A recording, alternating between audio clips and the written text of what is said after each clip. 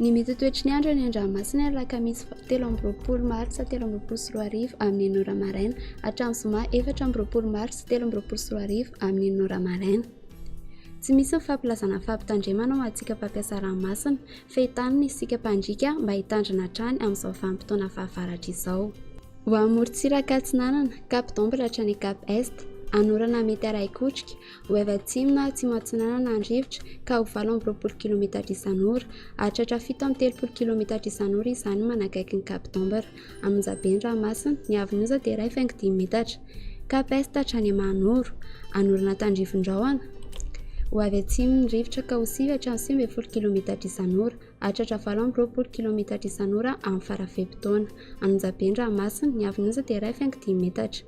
Manoro hatrany Tolagnaro, anorana tandrivon-drahona ho avy atsinanana somary avaratra atsinanana ny rivotra ka ho 730 km isan'ora hatratra 20 km isan'ora indraindray. Amonjabe ny ranomasina ny avin'oza dia 1,5 metatra. Tolagnaro hatrany Cap Sainte-Marie, izy tandrivon-drahona vitsy manakaiky ny Tolagnaro, ho mena kosa ho any Ankafa, ho avy atsinanana ny rivotra ka ho 20 hatrany 730 km isan'ora.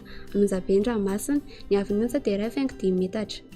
Ho amorontsiraka andrefana Cap Sainte-Marie hatrany Cap Saint-Vincent, Ibalika Masoandro, ho avy atsimo atsinanana ny rivotra ka ho 9 hatrany 730 km isan'ora hatratra 10 km isan'ora izany indraindray amin'ny tendrony atsimo.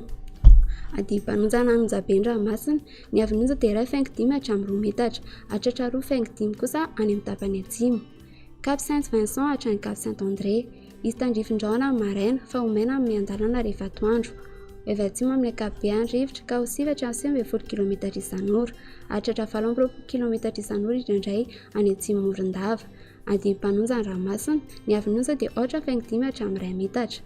Cap Saint-André hatrany Analalava, anoram-baratra, ho avy atsimo atsinanana na atsinanana ny rivotra amin'ny maraina ka ho 20 hatrany 730 km isan'ora, ho avy atsimo kosa ny atoandro ka ho 730 km isan'ora.